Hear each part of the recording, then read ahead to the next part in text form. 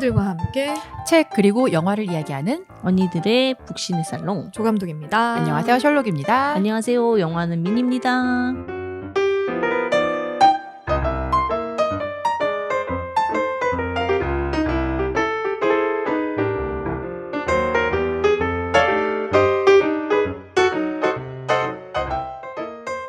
우리 오늘도 사경을 헤매다가 맨날 사경을 헤매. 어찌어찌 시간에 맞춰서 녹음을 하고 있는데 제가 지난주에 종이달 얘기하면서 행복이 뭘까를 계속 생각을 해봤거든요. 근데 그러다가 나는 돈을 되게 좋아하는 사람인 것 같다. 행복이 과연 그러니까 돈이 척도가 되는 것일까? 뭐 이런 저런 얘기도 했잖아요. 제가 최근에 뒤늦게 보기 시작한 리얼리티 그죠? 프로그램이라고 해야 되나? 미국의 그 셀링 선셋이라고 그 LA에서 부촌의 집을 이제 중간에서 중개해주고 수수료를 받는 그런 오펜하임 그룹이라는 중개 사무소가 있어요. 거기에서 일하는 사람들의 이야기를 담고 있는 리얼리티 프로그램인데 집이 너무너무 좋은 거야. 또 LA면. 와, 집값도 진짜 비싼데 제일 비싼 게 지금 제가 봤던 집 중에 1,000억짜리가 있는 거예요. 그래서 마이클 조단 집 아니에요? 그런 동네는 일반인 잘 못 들어가요. 막아요. 그래서 예전에 그 왓썸맨이라고 박준영이 프로그램 하다가 거기를 한번 찾아간 거예요. 근데 막았어, 사람들이. 그러니까 그래서 중개사는 자기 지인 불러갖고 같이 들어갔거든요. 이런 식으로 그러니까 정말 그들만의 리그인 거야. 음. 그래서 내가 아니 무슨 1,000억이면 사실 여기저기 빌딩을 몇 채를 살 것 같은데 집 한 채를 1,000억 주고 사가지고 그냥 거기 눌러 앉는다고? 아 도대체 돈이 얼마나 많은 사람들이 그러면서도 태어났으면 한 번쯤은 저런 생활을 해봐야 되는데 하는 그런 생각도 양가 감정이 드는 거예요. 내 생활이 충분히 만족스럽지만 그래도 왠지 저런 생활도 한번 해보고 싶고 약간 이런 욕심도 들고 가서 보기만이라도 해봤으면 좋겠다 이런 생각도 들고. 우리 조감독님 굉장히 임장 다니는 거 좋아하시잖아요. 저 임장이 돈이 없어서 제가 CD가 없어요. 그래서 그냥 보기만 하고 끝나는데 여튼 그래서 그냥 그런 생각 들었던 것 같아요.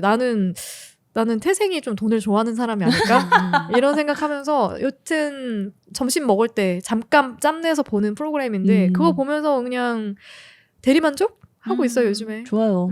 저는 그런 거 보면서 저도 그 넷플릭스나 막 이런데 그런 거 뜨면 괜히 보면은 막 부럽기만 하고 막 위화감 드는 거 아닌가? 해도 그냥 되게 틀어놓으면 그냥 저런 데도 있고 너무 예쁘다. 맞아. 너무 저런 좋은 집이 이 세상에 있네? 맞아, 진짜. 아니, 그리고 나 되게 궁금했던 게 풀장이 다 있어? 수영장이? 아니, 우리나라에서는. 근데 미국은 소형 저택도 다 있어요. 근데 그 문화도 되게 신기했던 것 같아요. 그래서 미국 친구가 사진을 자기네 친구 집 수영장에서 이렇게 찍은 사진을 보냈길래 우와, 수영장이 있네 했더니 이거 수영장이 네 친구네 집엔 수영장이 있는 거야 했더니 내가 수영장 사진 보냈잖아. 수영장 사진을 보냈는데 수영장이 있냐고 묻는 건 뭐지라는 그런 뉘앙스길래 너무 당연한가 봐. 그래서 한국에는 잘 없어. 잘 없지. 그리고 신기해. 동양 사람들은 또 이제 해를 맞는 걸 되게 싫어하는데 또 서양 사람들이 일광욕을 좋아하다 보니까 되게 좋아하더라고요. 그래서 피부암이 많아요. 아니 이런 문화가 너무 신기했잖아. 생소하기도 하고. 저는 사실 그런 프로그램들 보면은 우리가 결과를 보면 좋다라고 하지만 와 저걸 산 사람은 저 돈을 벌기 위해서 정말 친구도 못 만들고 가족도 사실은 생활 정말 못할 거고 약간 그런 고통이 있었겠지. 맞아. 그래. 난 지금이 행복하다. 맞아. 생각해보니까 그러네. 저도 둘 중에 하나를 선택하라면 그런 집에 안 살아도 되니까 그냥 좀 심적 여유가 있게 친구랑 놀면서 그렇게 살고 싶어. 그래 우리가 과정을 안 보는 거였던 거야. 맞아. 결과만 보니까. 또 쉽게 벌 수도 있어. 우리가 모르는 방법으로. 저는 사실 요새 짬이 너무 없어요. 짬이 너무 없어서 스트레스를 받다 보니까 일을 좀 더 즐기자. 그냥 그런 마음으로 좀 살고 있는 것 같아요. 그냥 유일하게 재밌다고 생각하는 부분이 사실 일적으로밖에 없어갖고 이거라도 위로를 안 삼으면 안 되겠다. 그게 마음가짐으로 된다니. 와, 역시 대단해. 역시 다르다. 저는 이 일과 쉼의 분리가 굉장히 중요한 사람이라서 이제 쉬는 날에도 일을 해야 되면 무조건 집에서 나가거든요. 집은 들어오면 그냥 누워야 되는 맞아. 그냥 계속 등을 바닥에 대고 있어야 되는 저도요. 그런 곳이다라고 생각을 해서 저는 랑님처럼 그렇게는 못할 것 같은데 지금 그래서 저도 사실 잠 못 자고 되게 피곤한 스케줄을 하고 있는데 그 와중에 그래도 뭐 밥 먹을 때나 아니면 뭐 이동할 때 이럴 때 이제 언니들이 추천해주는 책이나 팟캐스트에 나오는 책을 진짜 거의 뭐 3장 읽을 때도 있고 뭐 이동하는 그 잠깐 근데 또 제가 차에서 책을 못 읽어요. 저도요. 멀미 나가지고 그럼 그 차가 잠깐 정차해 있는 그 순간 뭐 그럴 때 한 3장 읽고 또 다시 덮고 엄청 대단한 거예요. 그런 진짜. 식으로라도 좀 책을 읽으려고 하고 있고 그리고 또 제가 요즘에 이제 유튜브에서 임윤찬 피아니스트 천재예요, 천재. 멋있어. 그 연주하는 걸 보고 너무너무 감동받아서 계속 클래식을 틀고 그 현장에서도 이제 이 컷과 다음 컷 찍는 중간에 세팅하는 그런 시간에 계속 제 블루투스 스피커로 그 음악을 틀어놔요. 그럼 사람들이 미니야 졸려. 미니야 졸려. 팝송 틀어줘. 막 이러는데 아니야. 우리 윤찬 군의 재능을 느껴봐. 그거 아시죠? 우리가 이제 경음악을 사랑하게 되는 시점이 나이 든 건가? 그러니까 말소리 듣고 싶지 않을 때. 맞아. 보컬을 듣고 싶지 않아. 맞아. 신경 쓰고 싶지 않은 거야, 거기까지. 너무 저 요즘 임윤찬 군 보는 맛에 삽니다. 언니들 근데 저 음악 진짜 추천해드리고 싶은 게 음악을 들으면서 확실히 마음이 잘 정화가 되거든요. 맞아요. 그래서 바쁘고 좀 짬이 안 나더라도 그래도 꼭 이어폰 꼽으시고 음악 내가 좋아하는 음악으로 분위기 전환, 기분 전환하는 그런 시간들을 꼭 가지셨으면 좋겠네요. 맞습니다. 네, 이번 주에 저희가 소개해드릴 영화는 꾸빼시의 행복여행이라는 영화인데요. 이 영화는 프랑스와 롤로즈라는 작가의 동명 소설을 원작으로 한 영화고 이 영화의 원제는 헥터 앤 더 서치 포 해피니스. 그러니까 헥터 이 영화의 주인공 이름이 헥터예요. 그래서 헥터가 뭐 행복을 찾아간다 뭐 이런 제목인데 근데 이 소설 원작 자체가 그 작가의 어떤 자전적인 경험을 바탕으로 쓰여 있어서 그 작가의 이름이 꾸빼. 꾸빼라는 꾸빼. 이름으로 이제 꾸빼의 행복을 찾아가는 뭐 그런 과정 그런 것들을 이제 기술한 그런 동명 소설을 원작으로 한 영화고 이 줄거리를 잠깐 소개를 해드리자면 이 헥터는 런던에서 정신과 의사, 정신과 상담 일을 하는 의사이고 매일같이 불행하다고 외치는 사람들을 만나면서 이 헥터는 과연 진정한 행복이 뭘까? 있기는 한 걸까?라고 궁금해져서 어느 순간 모든 걸 제쳐두고 훌쩍 행복을 찾기 위한 여행을 떠나게 됩니다. 이게 돈이 행복의 조건이라고 생각하는 상하이의 은행가 에드워드도 만나고 가족과 행복하게 살고 싶은 아프리카의 마약 밀매상 디에고도 만나고 또 생애 마지막 여행을 떠난 말기암 환자 그 승객 비행기 승객도 만나고 이렇게 그 여행을 하면서 만나는 사람들에 의해 행복이란 무엇인가 지금 현재의 나는 행복한 것이 맞나에 대한 확신을 얻으면서 어떤 게 행복인가에 대한 리스트를 작성하고 또 이제 종국에는 자신이 진정으로 사랑했던 여자라고 이제 생각을 하는 첫사랑 아그네토를 만나러 조장님이 저는 LA까지 찾아가서 LA. 거기서 그녀와 나는 과거에 이제 갇혀서 살고 있는 사람이구나라는 걸 깨닫게 되면서 현재 연인에게 돌아가는 그런 이야기를 담고 있는 헥터의 행복 찾기 여정에 관한 그런 이야기입니다. 이 영화에는 되게 많은 등장인물이 나와요. 왜냐하면 여행을 하면서 사실 우리도 되게 많은 사람을 만나잖아요. 근데 이렇게 헥터만큼 임팩트 있는 사람들을 한꺼번에 많이 만나기 쉽지는 않지만 저는 굉장히 그 헥터에게 하나하나 어떤 헥터가 적어나가는 리스트에 그 어떤 모티브를 주는 그런 인물들이 많이 나와서 저는 되게 재미있었고 또 언니들은 이 영화가 어떻게 느껴졌는지 그것도 궁금하고 저는 약간 월터의 월터의 상상은 현실이 된다? 그 영화랑 좀 비슷한 느낌을 받기도 했었어요. 근데 그 영화 속의 월터는 자기가 무엇을 찾는지 모르고 그냥 그 사진작가 찾으려고 맞아요. 가는 그런 여정이었다면 그 과정에서 자기에 대해 알아가게 됐다면 이 영화는 나는 행복을 찾을 거야. 음. 행복이 뭔지 난 찾고야 말 거야.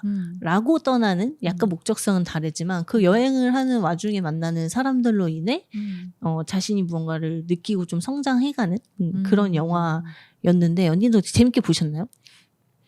저는 일단 재밌게 봤고요. 재밌게 봤고 일단 주인공이 사이먼 페그잖아요. 네. 또 이번 달에 내한을 하거든요. 미션 진짜요? 임파서블. 미션 임파서블 11이 나와갖고 이제 또 내한 예정이 있고 사실 저는 약간 남자 주인공이 좀 다른 사람이었으면 더 잘생긴? 조금 내가 공감을 좀 할 수 있는 그런 사람이었으면 좋겠다라는 생각을 조금 어머 했던 것 어떻게 같아요. 나랑 되게 비슷한 느낌 아, 나다. 진짜?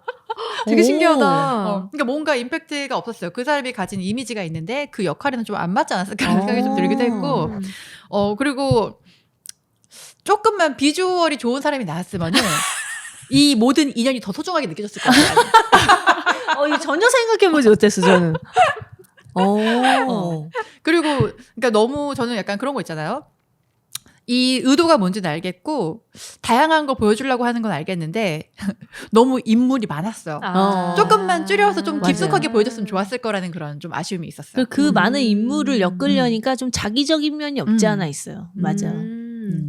그래서 저는 되게 신기했어요. 이걸 혹시 중국에서 뭐 이렇게 대줬나? 자본을 제작비를 대줘서 그럴 수도 여기 있어. 중국에서 촬영한 장면들이 꽤 길게 나오거든요. 맞아요. 그랬나 했는데 알고 보니까 원작에서도 중국으로 여행을 가고 그리고 아프리카로 가고 뭐 이런 것들이 나오긴 하더라고요. 그래서 그건 아니었고.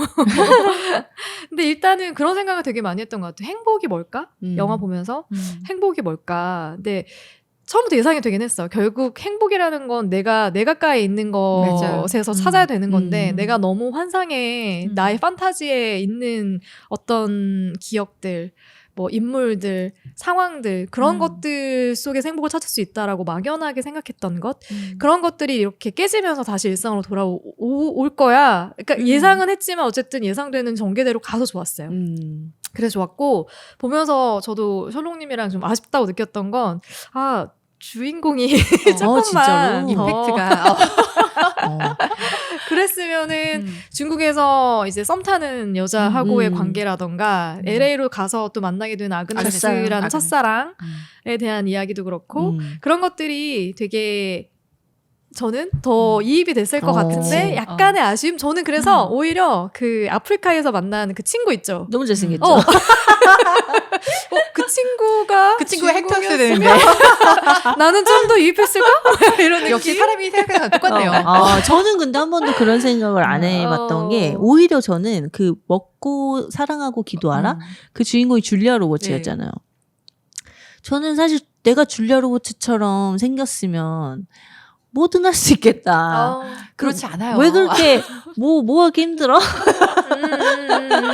거기서도 이제 이미 성공한 삶을 다 살고 영위하고 있는 채로 떠나잖아요. 이제 여행을 떠나면서 자기 자신을 찾아가는 이야기고 그것 또한 저도 자전적인 소설이라고 알고 있는데 그 주인공을 보면 그렇게 예쁘지 않아요. 실제 그 작가 이 작가를 그 작가를 보면 이 작가도 그렇게 잘생기지 않았고 뭐 저는 그래서 오히려 그건 약간 보면서 이질감이 좀 들었다면 그 영화는 이 영화는 보면서 진짜로 조금 우리네 이야기 약간 이제 진짜 우리 얘기 같은 그런 좀 현실 이입을 하는데 저는 조금 도움이 되기는 했어요.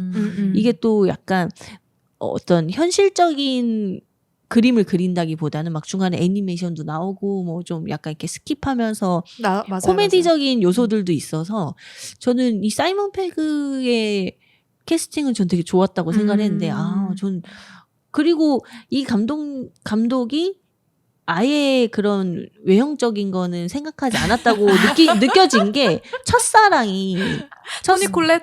토니 콜렛이 나오는데 대부분이 생각하는 이상향적인 첫사랑의 외모가 아니잖아요. 근데 이제 헥터는 계속 그녀와의 사랑과 그녀의 과거를 조금 추억하고 그리워하고 그 첫사랑과 결혼했으면 난 지금 어떻게 됐을까? 옆에 그렇게 예쁜 로자몬드 파이 그 현 여친이 있는데도 그 계속 과거를 그리워하는 근데 그게 토니 콜렛이야. 그러니까 약간 우리가 과거나 첫사랑을 미화하는 경향이 있잖아요. 약간 그런 거에서 저는 더 좀 현실적이라고 느꼈어서 그거 되게 새롭네. 역시 그리고 언니들이랑 그게 얘기를 해야 꼭 돼. 외모라기보다는 저는 좀 캐릭터의 더 매력? 그런 생각을 하는 것 같아요.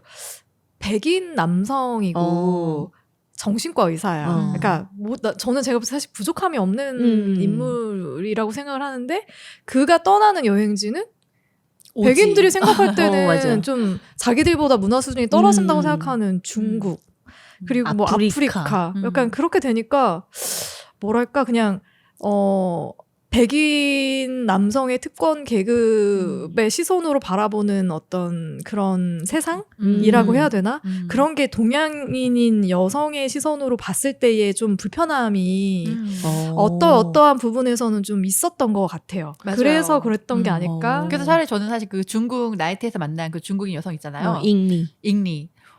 좀 다른 설정이었으면 좋았을 거라는 생각을 좀 했어요. 다른 설정이었으면 더 좋았겠다 싶었어. 이게 실제 그 런던에서 정신과 의사를 하고 있는 그 소설 작가의 이야기여서 그런지 자기가 만난 사람들에 대해 얘기를 써서 그런지 좀 남성 중심적인 서사이긴 해요. 네. 굉장히. 그리고 좀 여성들 좀 자꾸 이렇게 약간 되네. 아프리카에서도 그 사촌 여자 그 자기가 만난 인연이 됐던 사람의 사촌 그 여동생이 갑자기 막 대시하고 그런 것들 그게 너무나도 딱 그 백인 남성의 시선에서 바라본 여성의 모습들 이어서 그랬던 그럴 게 수도 아닐까. 있고 그리고 여자친구가 그렇게 기다려주고 있는데 자꾸 어떤 유혹에 굴복하잖아요. 그 제가 어떤 리뷰를 봤는데 이 형은 도대체 여자를 몇이나 만나는 거야. 근데 사실상 이게 정말 현실적인 거면은 그걸 의도하고 가지 않았을까요? 그렇게 그렇죠. 염두에 두고 가지 않았을까? 그런 유혹이 있겠구나. 이런 만남이 있을 수 있겠구나. 외형적으로는 나는 행복을 찾아 떠날 거야 라고 했지만 은근 그런 여행지에서 비포 선라이즈를 기대하고 있었던 것인가. 근데 이 영화에서 어찌됐든 이 주인공이 선을 넘지 않는 건 진짜로 자지는 않아요. 그러니까 잠만 같이 자고 잠자리를 하려는 의도를 가지고 방에 갔으나 뭐 골아 떨어져서 잠자리를 하지 못한다거나 그 사촌 동생이 막 옷을 벗고 달려들 때도 이러지 마라고 하거나 그래서 돌아가겠네. 맞아, 그 느낌 받았죠. 근데 영화니까 사실 그렇게 그려갔지만 현실은 모르는 거죠. 그치. 다 할 거 했을 수도 있지. 그 가능성이 더 커요. 맞다. 어디서 여자가 옷복을 그럼 합리적 의심이다. 아. 그래서 저는 이 많은 등장인물들 중에 혹시나 언니들이 공감됐던 인물들이 있는지 혹은 진짜 이 사람은 너무 싫었다라거나 그런 좀 인상 깊은 인물이 있는지. 저는 확실히 공감 가는 인물이 한 명 있어요. 에드워드? 아니요, 그 여자친구. 로자먼드 파이크? 네, 헥터 여자친구. 클라라. 너무 이해가 갔던 게 둘이 같이 지금 동거를 하고 있어요. 그러니까 같이 미래를 그려나가는 관계고 오래 사귄 것 같아요. 근데 갑자기 아무렇지도 않고 아무것도 일어나지 않았던 일상이긴 하지만 갑자기 남자친구가 내가 이해할 수 없는 이유를 대고 정확한 이유를 설명하지도 않아. 그 기억도 없이 난 행복을 찾아서 이 여행을 떠나겠대. 그런데 헤어지자고 얘기도 안 해. 그러니까 무작정 언제 오겠다는 말도 안 해.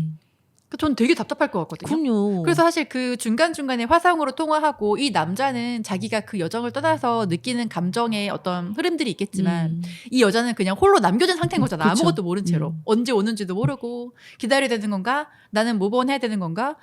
너무 답답한데 그러니까 그냥 우리가 화면만 보면은 여자 왜 저래?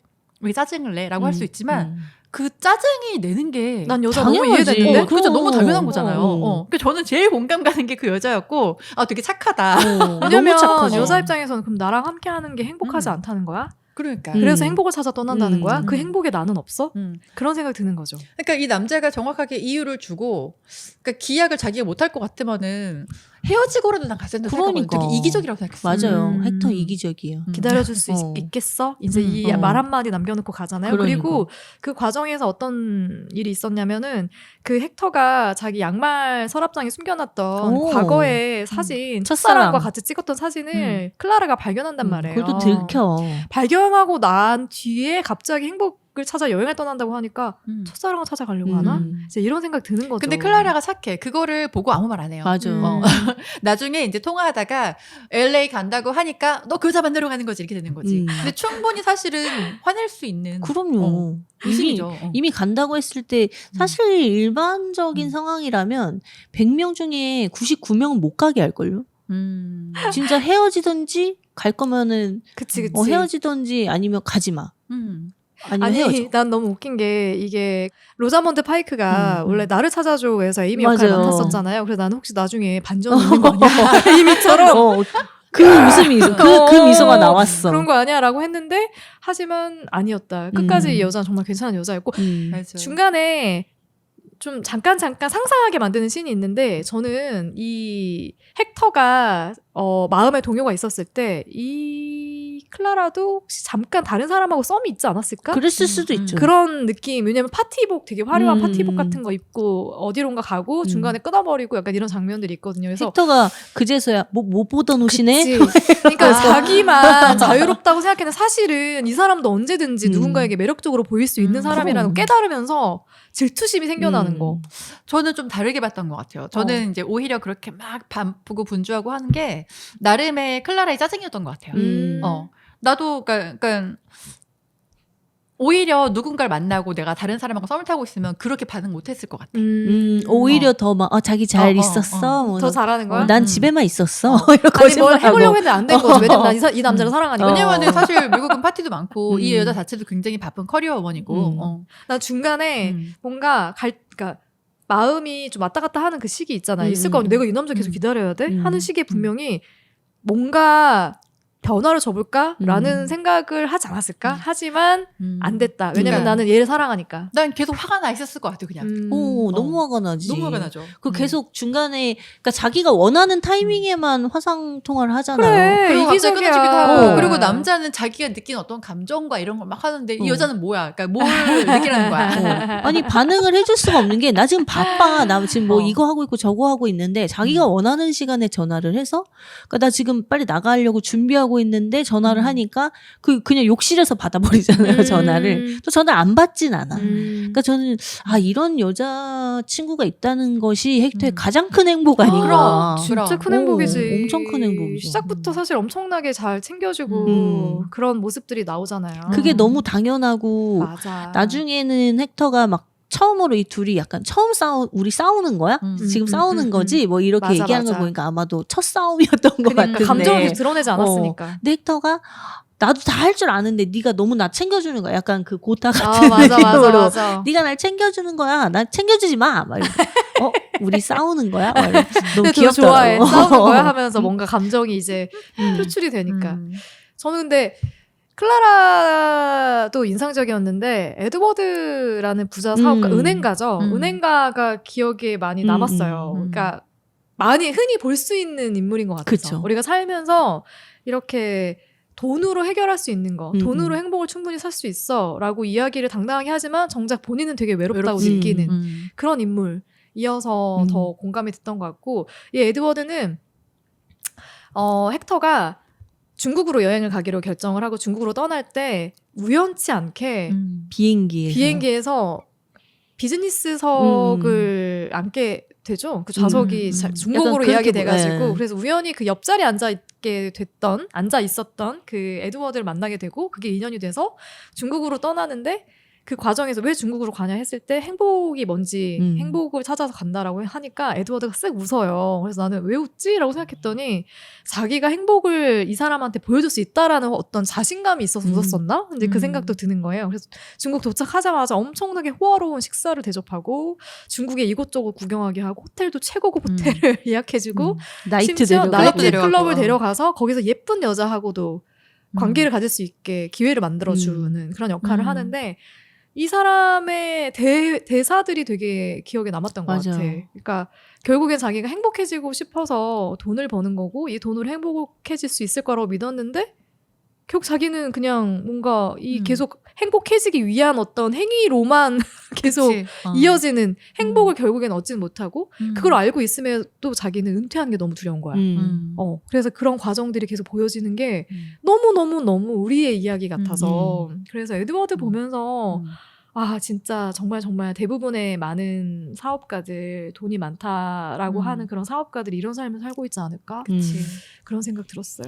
이 에드워드는 행복은 돈으로 살 수 있다라고 굳게 믿고 있는 남자고 뭐 이혼하고 가정을 다 버리면서까지도 돈을 벌기 위해 맞아. 그게 행복이라고 믿기 때문에 그쵸. 근데 사실 우리가 이렇게 눈으로 보게 되는 에드워드는 그렇게 행복해 보이지는 않아요.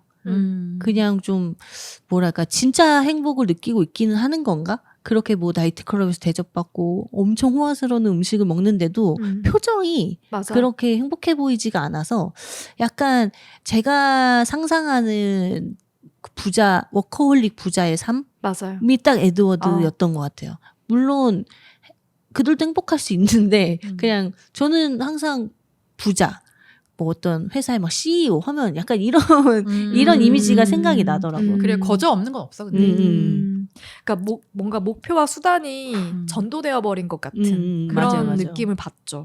근데 본인도 말로는 돈으로 행복을 다 살 수 있어라고 말은 하지만 사실은 그 가슴 한켠의 그 허함과 뭐 지금 이게 맞나 그리고 자기가 이 일에 미쳐서 돈 때문에 일에 미쳐 살아왔는데 제일 두려운 게 은퇴라고 하잖아요. 그렇지. 내가 진짜 일을 안 했을 때의 나는 그럼 무엇이 남는 그렇지. 것인가?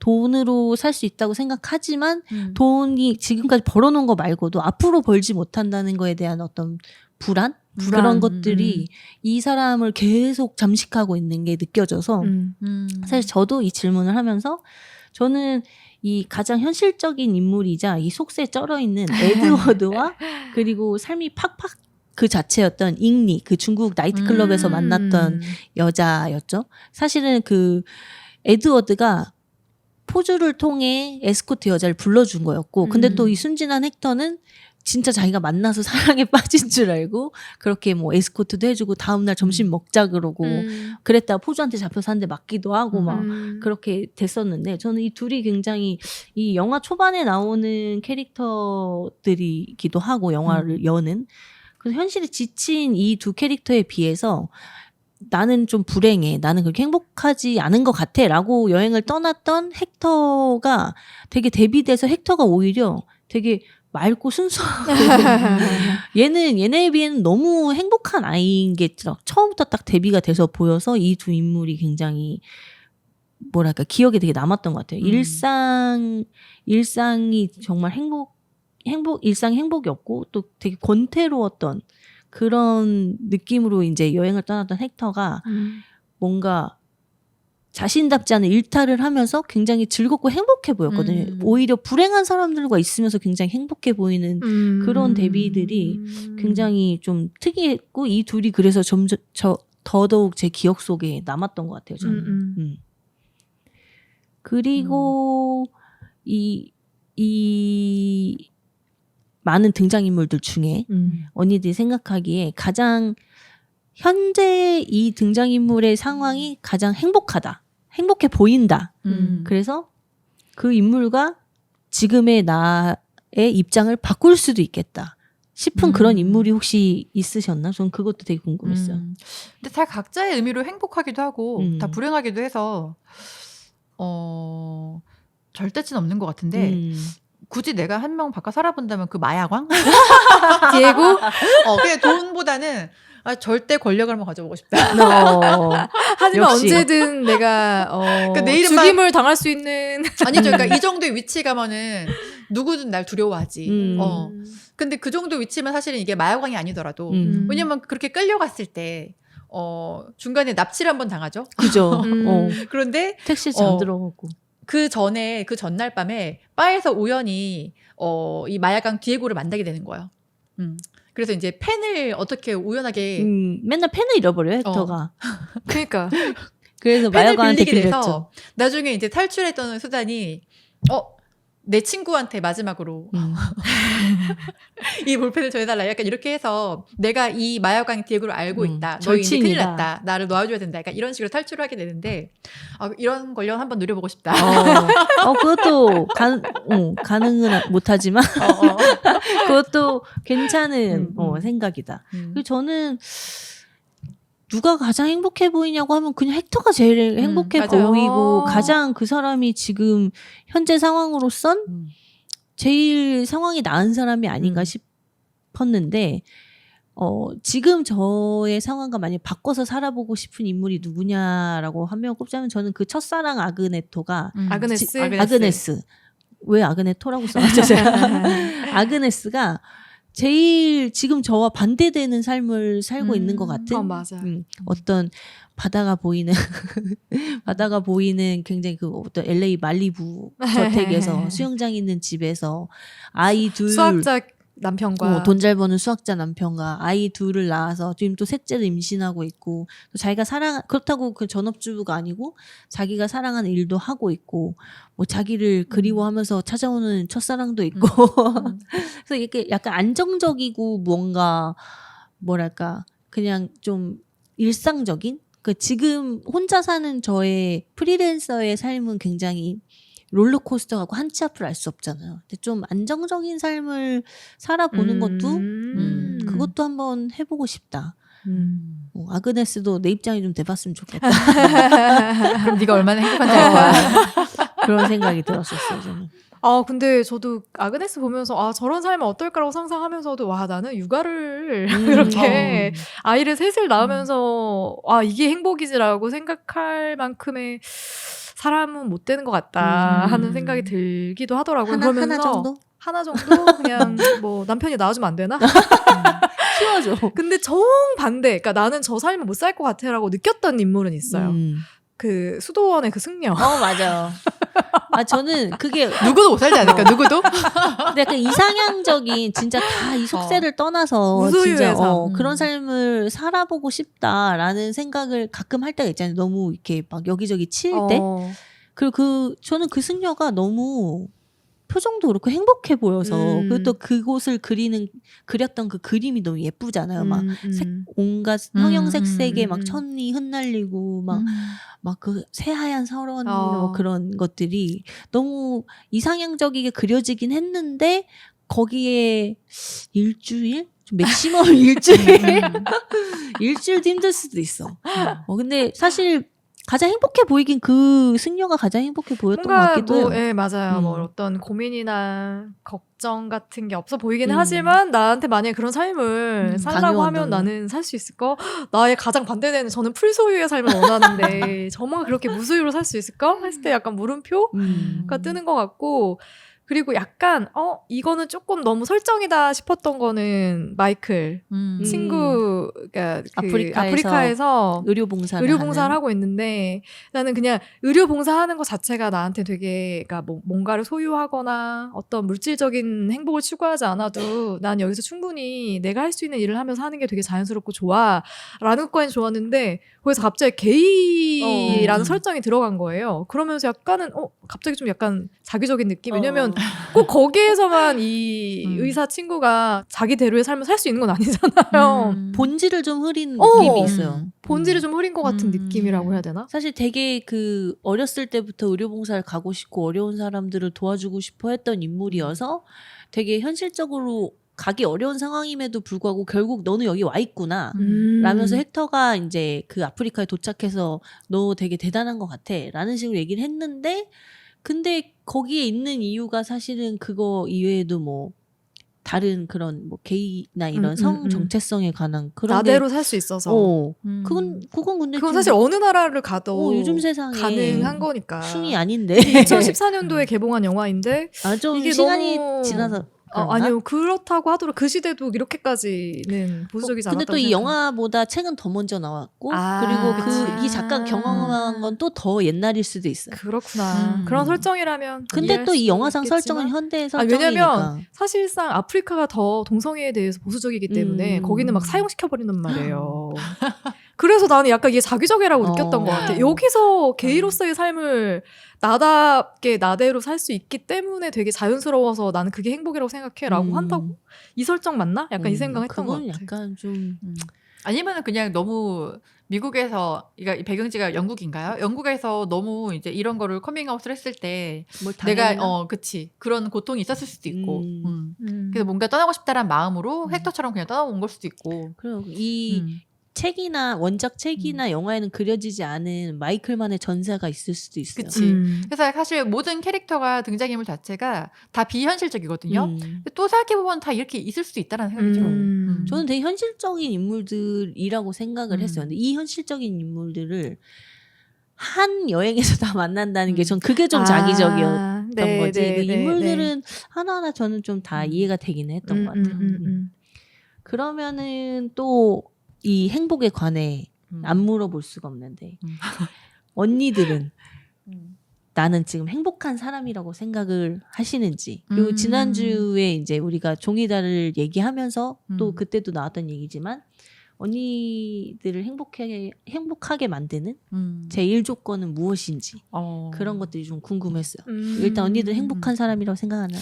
저는 사실 만족이 되게 쉬워요. 만족이 되게 빨라갖고 사실 맛있는 커피 한 잔만 마셔도 되게 행복하거든요. 예. 그래서 저는 항상 누가 이런 질문을 하면은 그냥 행복하다라고 얘기를 하고 순간순간 힘들 수 있지만 그걸 느낄 수 있는 것조차도 사실 행복이라고 생각해요. 그리고 저한테 행복이란 우리 예전에 원싱할 때도 사실 얘기하긴 했는데 저는 뭔가 제가 만족이 쉬운 사람이라 그런지 주변 사람들이 행복한 걸 보는 건 전 좋아요. 그래서 제가 뭐 살아가는 가족, 뭐 친구들이 그러니까 뭔가 사랑을 제가 애정을 베풀 수 있는 대상들이 옆에 있고 또 그걸 당연하게 생각해 주는 게 저는 되게 행복한 것 같아요. 그게 되게 말은 쉬운데 사실 그게 실천하기 쉽지 않잖아요. 뭐 맞아. 사촌이 땅을 사면 배가 아프게 되고 주변인의 행복이 마냥 나의 행복으로 느껴지긴 쉽지 않은데 저는 랑님이 되게 자존감이 높은 것 같아요. 내가 내 생활에 나 자신을 만족하고 행복을 느끼고 있으니까 주변 사람들의 어떤 좋은 일에도 같이 행복감을 느껴줄 수 있는 그래서 부럽다. 좋은 사람이다. 왜요? 저도 우리 행복해요. 영화하는 미니님도 엄청 저도 만족하는 삶을 살잖아. 엄청 행복하고 만족하는 삶인데 이렇게 랑님처럼 주변에 최근에 좀 드는 생각인 것 같아요. 주변에 잘 되는 사람, 그러니까 혹은 뭔가 요즘 약간 이상한 싱숭생숭함을 느끼고 있어요.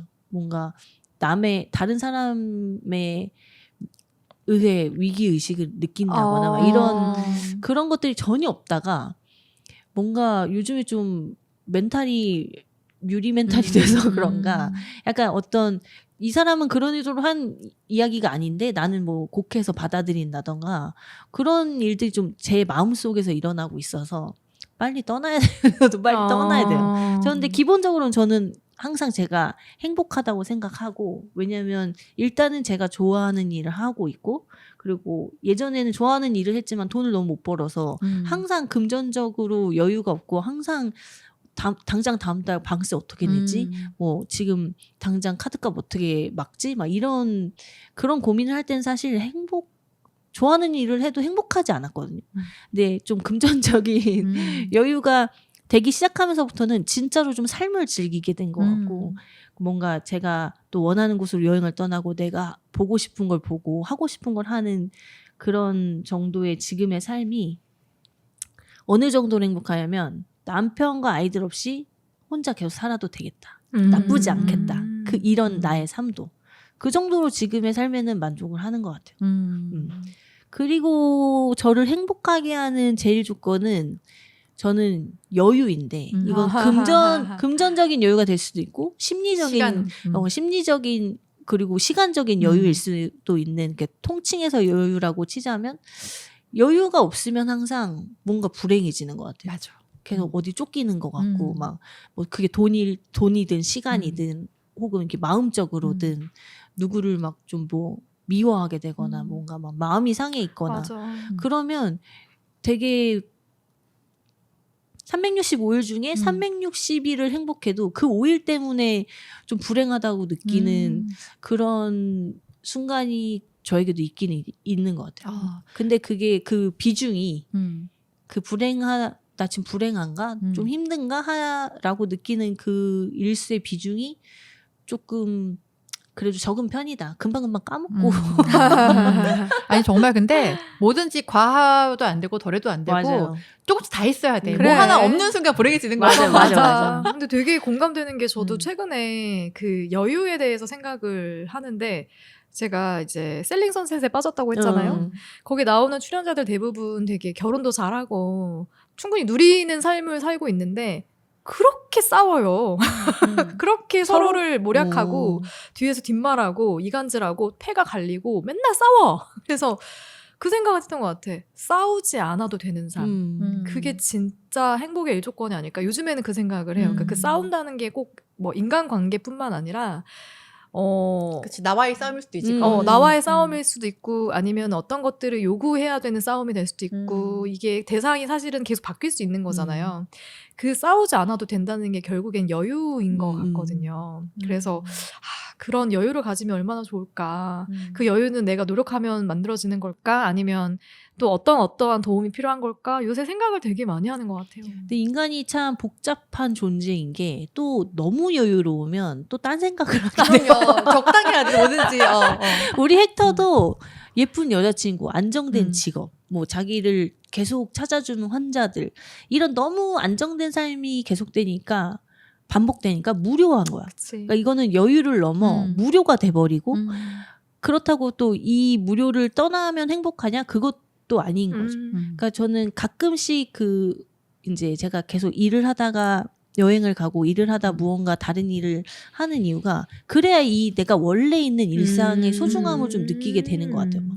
집이 그립다. 김치찌개에 뭐 그 떡볶이가 그게 너무 소중함이 느껴지는. 근데 그게 뭐 오래 가진 않죠. 그 여행이나 어떤 일탈의 여파가 막 저의 일상을 막 잠식할 정도로 그렇게 가진 않지만 그 중간중간 나에게 행복한 추억이나 뭐 이런 어떤 엔돌핀을 줄 수 있는 그런 요소는 될 수 있는 것 같아서 전 그 밸런스를 맞추는 게 맞아. 맞아요. 밸런스가 정말 중요해요. 그게 제일 중요해요. 중요하고 언니들도 그 밸런스를 잘 맞춰서 행복하게 살았으면 좋겠어요.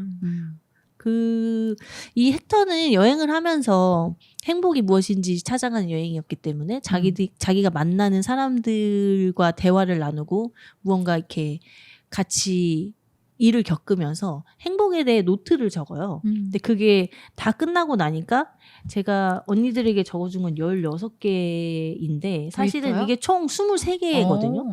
이 영화를 다시 보고 나니까 16번이 끝이 아니더라고요. 근데 제가 언니들에게 이 행복 노트 중에 제일 언니들이 생각하기 공감되는 내용이 무엇이냐 이렇게 이 항목을 드렸는데 뒤에 7개 빠졌다, 6개 빠졌다. 근데 이것도 되게 많다. 맞아요. 되게 많이 나오더라고요. 그러니까 꽤나 많은 항목을 적어요. 그러니까 사실 행복할 수 있는 그런 조건이나 환경은 꽤나 많다는 거죠. 아주 사소한 것부터 이게 가능한가 하는 큰 것까지 행복을 느끼는 것은 그렇게 어렵지 않다라는 얘기를 하는 것 같아요. 근데 제가 드린 행복 노트의 헥터 행복 노트 내용 중에 가장 공감 가거나 나는 이런 뭐 경험을 해봤다거나 이런 순간이 있었다. 혹시 이런 것들이 있으신가요? 저는 일단 다 대체적으로 공감은 갔는데 14번째로 14번째 행복에 사랑은 귀 기울여주는 것 이게 좀 공감이 많이 갔어요. 그러니까 왜냐면 저는 사실 친구들이나 뭐 연인이나 가족들한테 사랑한다는 말을 되게 자주 하거든요. 인사말이에요, 그냥 저한테. 사랑해 이렇게요? 사랑해하고 항상 끊고 하는데 어느 순간 그런 게 있잖아요. 각자의 삶이 바빠지면서 이미 나의 머릿속도 복잡한데 그러니까 어떤 게 생기냐면은 뭔가 누군가의 일상을 들어줄 수 있는 여유도 없어지고 그리고 이게 너무 부담이 되는 상황들이 생기는 거야. 그전에는 그게 전혀 아니었는데 그래서 또 더 애정을 가는 사람들에게는 시간이 많이 없다 보니까 내 얘기를 더 많이 해주고 싶어요. 나는 이랬어 오늘. 나의 마음은 이랬어 라는 거를 수시로 알려주고 싶은 마음이 들어요. 근데 그렇게 사실 친구가 되어간다라고 생각했는데 이 사랑은 귀를 기울여준다라는 게 사실 쉬운 일이 아니더라고요. 그렇죠. 정말 내가 인내심을 가지고 이게 정말 귀찮지도 않고 내가 이걸 애정으로 받아들이려면은 그 사람의 일상을 나의 일상으로 받아들여야 되는 거거든요. 엄청난 에너지가 그건 필요해요. 맞아요. 진짜 엄청난 에너지가 필요하고 대단한 애정이 아니면 안 되더라고요. 그래서 사실 이걸 굉장히 공감을 했던 구절이고 이 항목은 또 이거는 맞기도 하고 아니다라고 싶었던 것도 하나 있는데 세 번째, 많은 사람은 행복이 미래에 있다고 생각한다. 그러니까 사실 저는 사람들이 나는 현재만 살아, 나는 미래를 살아. 사실 저는 그건 좀 의미 없다고 생각해요. 나이가 들수록 과거에 내가 했던 경험들을 거기서 나온 또 추억의 힘도 굉장히 커지는 것 같아요. 그 추억의 힘으로 현재 삶의 또 원동력이 될 수도 있고 내가 정말 많은 재밌는 경험하고 살았구나. 약간 으쌰으쌰 되는 것도 있고 또 그리고 미래의 행복을 또 예견하면서 또 현재가 더 행복할 수 있는 거라서 그렇죠. 저는 사실 사람은 어떤 시제가 있다고 생각하지 않아요. 과거, 현재, 미래를 다 살고 있는 것 같아요. 맞아요, 맞아요. 멋있다.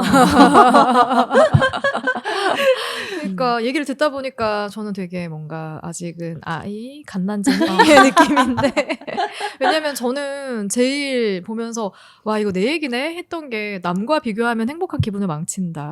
저는 비교를 진짜 많이 하거든요. 저보다 하얀 사람도 보면서 어쩜 저렇게 피부가 하얄까. 머리숱이 많은 사람 보면서도 머리숱 저렇게 많은 나도 저렇게 다시 태어나면 머리숱 많고 싶다 이런 얘기하고 막 다시 충분해요. 시선이 지금 내 머리로 가는데 충분해. 하다못해 우리 팟캐스트 녹음하면서도 팟빵에 보면은 순위 같은 거 있잖아요. 그러면은 아니 우리랑 비슷하게 시작한 얘네는 왜 이렇게 구독자가 많지? 그래서 우리 구독자 우리 방송 괜찮은 것 같은데 왜 구독자가 1000명이 아직 안 되는 거야? 막 이러면서 비교한단 말이에요. 그러면 충분히 계속해서 들어주시는 분들이 계시고 우리를 찾아주고 좋아하시는 분들이 계신다는 것으로도 충분한 행복을 느낄 수 있는데 거기서 이제 만족하지 못하는 거죠. 근데 일도 마찬가지인 것 같고 여러 방향에서 제가 스스로 행복한 기분을 망치는 경우가 많다는 생각을 해요. 비교가 정말 최악인 것 같아. 와, 근데 어느 책에서 봤는데 행복하지 않은 사람들의 공통적인 특징이 남의 시선 너무 신경 쓰는 거라고 맞아요. 하더라고요. 그러면 안 되는데 자꾸 그렇게 되는 거죠. 이거는 우리들 부모님의 영향도 있지 않을까요? 야, 옆집 순이는 이번 전교 1등 했다더라. 막 이러면서. 하필 옆집사내가 순이야. 왜 순이가 나왔지? 옆집 철이는 엄마 뭐 사줬다더라. 막 이런. 좀 웃기다. 모르겠어. 우리나라만 다른 나라도 그런지 네, 모르겠는데 유독 비교나 그런 이런 게 것들이 있죠. 좀 일상화 어렸을 때부터 되게 맞아요. 일상으로 들었던 것 같기도 하고 뭐 선생님들도 그런 얘기 자주 했던 것 같고 너 얘보다 못할 거야? 맞아. 너 잘해야지 잘해서 얘보다 너 좋은 잘할 수 대학 있잖아. 가야지 뭐 이런 일들을 그런 말들을 너무 일상으로 들어서 그런가 그게 그러고 싶지 않은데도 자꾸 비교하게 되고 맞아요. 그러면서 자기 자신을 좀 덜 사랑하게 되는 그런 경향도 있죠. 베이스로 다 있는 것 같아요. 그거는. 근데 안 그러려고 노력을 하는 것뿐이지. 그래서 저는 제일 공감됐던 거는 우린 다 행복할 의무가 있다. 저는 이게 항상 생각하는 건데 사람들이 그러니까 이거는 이제 랑님이 아까 말씀하셨던 많은 사람들이 행복이 미래에 있다고 생각한다. 이것과 또 연결이 되는데 미래 행복을 위해 현재 행복을 포기해도 된다라고 생각을 많이 하고 사는 것 같아요. 그러니까 이 영화에 나오는 그 상하이 은행가 에드워드도 사실은 뭐 미래를 위해서라기보다는 어쨌든 이 돈에 매몰돼서 근데 지금 현재를 포기하면서 무언가를 쫓아가는 것이 과연 그게 행복한 삶일까? 그러니까 우리 한창 막 카르페 디엠 현재를 즐겨라 막 이런 문구들이 유행하고 뭐 욜로 You live once 뭐시기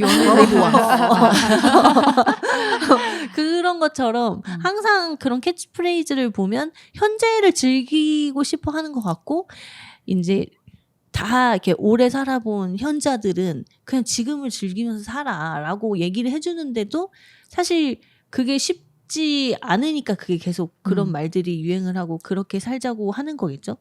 그래서 저는 이걸 약간 우리가 의무로 생각을 해버리면 그러면 지금 우리는 매일 너무나 많은 선택을 하잖아요.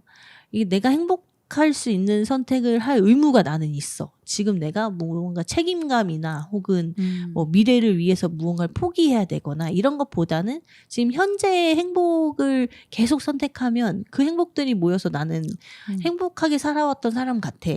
라고 느껴지지 않을까. 그러니까 지금의 행복을 포기해서 미래의 행복에 투자를 한다기보다는 계속 지금 자잘한 행복들을 모아서 나의 과거를 이제 행복한 과거를 만들고 미래에 조금 위기가 올 수도 있죠. 준비가 안 되고 뭐 이런 뭐 대비가 안 되면. 근데 그거는 진짜 미래는 어떻게 될지 모르니까 갑자기 누가 이렇게 당첨된 로또를 줄 수도 있는 거고 갑자기 어디서 뭐 무슨 일이 일어날지 모르니까. 근데 그 사람들은 그게 행복한 거예요. 그렇게 사는 게 그렇죠. 그 사람들은 우리 종이다리 6호처럼 지금 아껴면서 살아가는 게 내가 미래에 더 큰 걸 누릴 수 있다. 내 자식이 더 큰 걸 누릴 수 있다. 이 사람은 그게 지금이 행복한 거야. 그게. 아끼면서 그리고 제가 또 주변에서 보면은 현재 이미 행복한 사람들이 미래를 또 행복을 꿈꿀 수 있더라고요. 그래서 조금 모르겠어요. 제가 주변에 항상 좀 일 때문에나 혹은 앞으로의 그 미래나 프리랜서들은 좀 그게 불분명하니까 걱정하고 뭐 이렇게 고민 상담하는 친구들한테 그냥 지금 최선을 다해서 열심히 살고 그리고 열심히 놀아 동시에. 그 사람들은 그게 불행하단 말이야. 노는 게? 노는 게 불행한 게 아니라 나름의 방법으로 즐기고 있을 거라고 생각해요. 근데 그냥 본인들이 그게 마음이 편한 거야. 그러니까 자기한테 그게 행복인 거죠. 그러면은 다행인데 계속 힘들고 막 불행하다고 하니까 지금 이 사람이랑 일하는 게 너무 괴롭고 힘들고 지금 이 일을 하는 게 괴롭고 힘들고 그렇게 얘기하면 전 되게 단호하게 얘기하거든요. 지금 불행하면 그 일을 당장 그만둬. 어렵다. 근데 제가 너무 극단적이긴 해요. 이게 너무 저의 상황에 대입해서 일 수도 있고. 일단은 제가 가장 공감했던 건 그거였어요. 우리는 다 행복한 의무가 있다고 생각을 하고 행복을 찾아서 떠났으면 좋겠다. 그런 것이었습니다. 그리고 제가 이 질문지에는 없었는데 하나 또 여쭤보고 싶었던 게 이 영화에서 제일 좀 인상 깊었던 장면이나 그런 거 혹시 있으신가요? 저는 아까도 말씀드렸지만 그 티벳에 있던 그 절이 아니라 뭐라 그러죠? 그 사원 같은데? 사원에 가서 헥터가 그 형형색색의 그러니까 바람이 불어서 그 위성 안테나가 쓰러져요. 그러면 뭐 인터넷도 안 되고 TV도 안 되고 뭐도 안 될 텐데도 그 승려들은 너무 그 바람 그 안테나를 쓰러뜨린 바람마저 너무 고맙고 그냥 행복한 그치. 거야. 그러면서 그 막 흩날리는 천들 사이에서 너무 그 행복한 표정으로 막 이렇게 뛰어다니는 그 모습이 굉장히 저한테는 한 이틀은 저렇게 살 수 있겠다라는 생각이 들 정도로 좀 그 비주얼이 굉장히 인상적이었거든요. 그리고 뭐 엔딩에 그 뇌파 막 검사를 하면서 형형색색으로 막 실시간으로 헥터의 감정을 색깔로 뇌의 색깔로 볼 수 있는 그런 비주얼적인 것도 이 영화에서 굉장히 기억에 남았었고. 저는 그 후반부에 마지막에 그 뇌파 검사하면서 여자친구랑 통화하는 그 장면. 결국은 행복은 이미 나는 행복한 사람이구나를 느끼는 과정이잖아요. 그때 그 뇌파 변화도 너무 신기했고 진짜 정말 저런 게 있나라고 사실 궁금해졌고 그리고 약간 그런 거 있잖아. 나 이미 행복했네라고 느꼈을 때 그 영화 보면서 너만 몰랐다. 우리는 알고 있었다. 근데 그런 거 있지 않아요? 우리 감독님하고도 그거 얘기하는데 우리 일 너무 힘들어. 사업이나 할까 다른 거 할까 봐 하고 지금 다른 걸 좀 딴 주머니 사야 될 것 같아 얘기하다가도 결국 돌고 돌아보면 지금 내가 하고 있는 일이 제일 재밌고 맞아. 제일 행복한 거야. 그래서 계속 하고 있는 그러니까. 거지. 그걸 자꾸 자각해야 돼. 저는 그런 깨달음을 얻게 해준 인물이 첫사랑 아그네스라고 생각하는데 둘이 이렇게 걸어가면서 대화했던 장면이 되게 기억에 많이 남았던 것 같아요. 그러니까 너는 환상 속에 살고 있어. 판타지야. 네가 나와 결혼했으면 어땠을까 하는 상상도 너의 판타지지. 나는 지금 새로운 사랑을 만나서 가정을 잘 꾸리고 있고 근데 넌 아직도 과거에 머물러 있구나 이런 얘기를 해주거든요.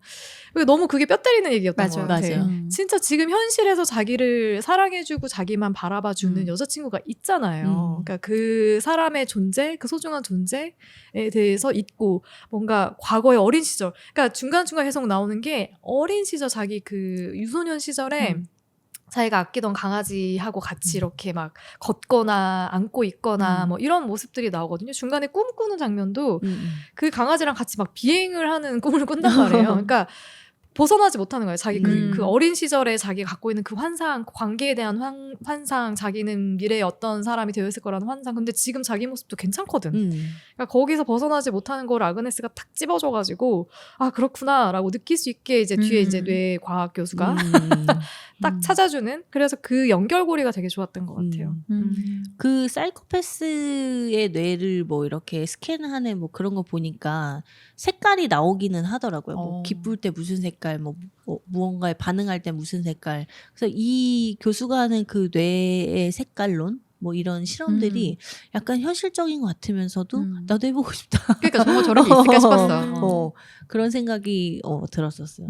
그래서 저는 이 영화가 어찌됐든 조금 아기자기하고, 그러니까 계속 요즘에는 막 진지하고 막 우울하고 막 이런 거 보기 싫잖아요. 그래서 어떻게든 사실 이런 뭐 여행을 하는 영화나 뭐 풍경이 아름다운 영화를 추천을 해드리고 싶었는데 뭐 생각나는 게 다 막 인투 더 와일드, 막 그냥 와일드, 막 되게 조금 그 현실에 지쳐서 막 떠나는데 그 여정도 너무나 힘든 막 이런 영화들만 계속 생각이 나더라고요. 그래서 좀 행복하고 보면서도 좀 기쁘게 재밌게 볼 수 있는 영화를 추천을 드리고 싶었는데 성공했나 모르겠네요. 주변에 이 영화 보신 분들이 많은지 모르겠네요. 많지 않은 것 같아요. 그래요? 그래서 저는 사실 인생 영화로 월터의 상상은 현실이 된다라는 그 영화를 꼽는 사람은 되게 많이 봤는데 이 영화를 꼽는 사람은 잘 못 봤어요. 그리고 우리가 한창 사회에서 욜로 할 때 이 영화가 많이 언급되긴 했거든요. 방송에서. 네, 꾸빼씨의 이름을 외우기가 좀 어렵지만 꾸빼씨의 행복여행 2시간입니다. 러닝타임 120분이에요. 120분. 하지만 뭐 흐름이 그렇게 뭐랄까 그러니까 전개가 느리진 않기 때문에 2시간이 또 금방 지나가는 영화라는 거 말씀드리고요. 미니님 바쁜 와중에 저는 미니님한테 감동했어요. 이렇게 바쁜 와중에 새벽에 막 새벽 3시 뭐 3시 다 돼가는 그 시간에 발제를 해서 올려주신 거예요. 이거 미리미리 했어야 되는데. 와 나는 미니님 와 대단하다 생각했어. 진짜 에이, 그냥 아니. 지나갈 수도 있는 건데 너무 바쁘면 지나가면 안 되죠. 그냥 와서 그냥 이빨만 깔 수도 있잖아요. 발제 없이. 안 되지, 안 되죠. 확실히 정말 책임감이 엄청 강한 사람이구나 하는 거 다시 한번 느껴서 감사합니다. 아유, 아닙니다. 다음 달에는 셜록님이 준비한 책과 영화죠. 네. 어떤 책, 어떤 영화 고르셨어요? 아직 안 준비했어요. 지난번에 뭐 하고 싶다고. 저희끼리 일단 그거. 그래요? 그러면 좀 비밀. 바뀔 수도 있는 거네? 아니요, 책은 그걸로 설정했는데, 영화는 사실 여러 개 고민하고 있어요. 사실 이게 여름이 되고 제가 좀 마음이 지치는 시기다 보니까 일도 바쁘고 생각했던 영화가 있었는데 좀 완전 상업적이고 마틴 스콜세지가 말했던 테마파크 같은 그런 영화를 한번 해보고 싶어요. 좋아요. 그런 거 좋죠. 그럼 책은 선정한 걸로 갈 거예요? 책은? 일단 99%는 일단 확정을 하지만 했는데 변수가 있기 때문에 그쵸. 오늘 얘기하진 않겠다. 당일날 공개해드리겠습니다. 알겠습니다. 저는 알려주세요. 7월에는 셜록님이 선정한 책과 영화로 찾아오겠다라는 말씀 드리면서 여기서 인사드리겠습니다. 그러면 다음 주에 다시 만나요. 안녕.